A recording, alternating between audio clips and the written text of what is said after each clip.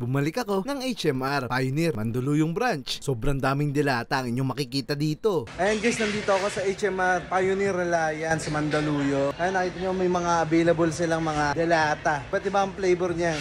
Ayan, katulad nito, apretada. Meron silang mechado. Ayan, meron din silang brown sugar. Yung gatas, ayan sa likod. Ayan, truck yan guys, kaya perfect sa mga gustong mamigay sa mga kamag-anak at saka sa mga nasalanta ng nakaraang bagyo. Pang relief goods, ini-invite nga nila dito mamili dahil bagsak ang presyo dito sa kanila. Mga kilalang canned goods, kahon-kahon, bagsak presyo. Yung pinakamura, halos 15 pesos lang ang isa. Gaya nitong 555 lechon paksiw flavor. At ito yung pinakamura sa kanila guys, itong lechon paksiw. Sa mga nasunugan, nasalanta ng bagyo. Ayan, maganda to. 750 pesos, napakagang sa looban. Per box ang bentahan nila. Payment na.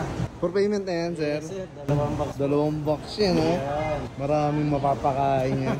Hindi po. Meron din ditong masarap na makarel. 555 na makarel. Napakalaki nito. Isa pa lang nito, pampamilya na talaga At ang expiration niya, napakatagal pa.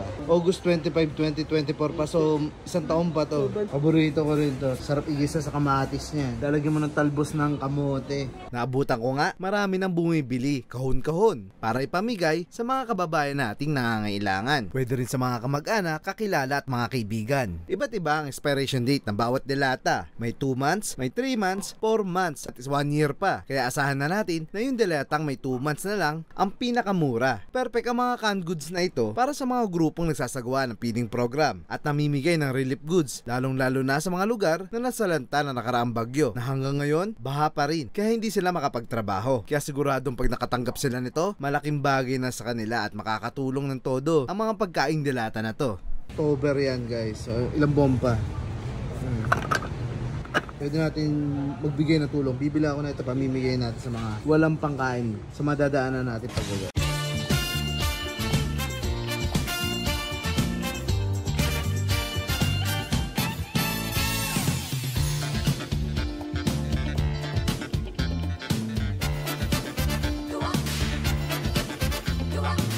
Yo, say yo, say yo,